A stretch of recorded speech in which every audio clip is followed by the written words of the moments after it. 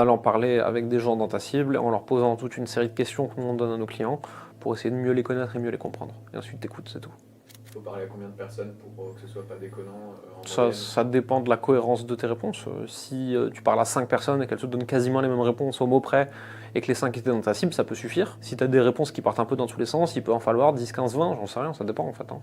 Et puis, c'est pas d'abord tu fais les 20 et après tu fais quoi que ce soit. C'est en fait, tu parles à une, tu testes des trucs, tu parles à la deuxième, tu testes des trucs, tu parles à la troisième, tu testes des trucs. Toujours être dans l'action imparfaite. Il y a un truc que j'aime bien rappeler, c'est que parfait, c'est souvent pas fait, et que imparfait, c'est souvent un pas fait.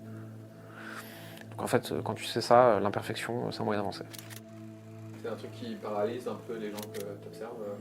Il y a beaucoup de perfectionnisme chez nos clients, mais de manière générale, dans l'entrepreneuriat, il y a des gens qui veulent que tout soit propre, le logo parfait, le site bien aligné, qu'ils soient sûrs de leur clientèle cible, qu'ils aient parlé à 247 personnes.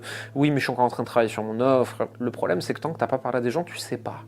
Tu sais pas. Si on prend l'époque où la voiture a été créée, il y a sûrement des mecs qui travaillaient depuis 3 ans sur comment mettre plus de chevaux sur les calèches.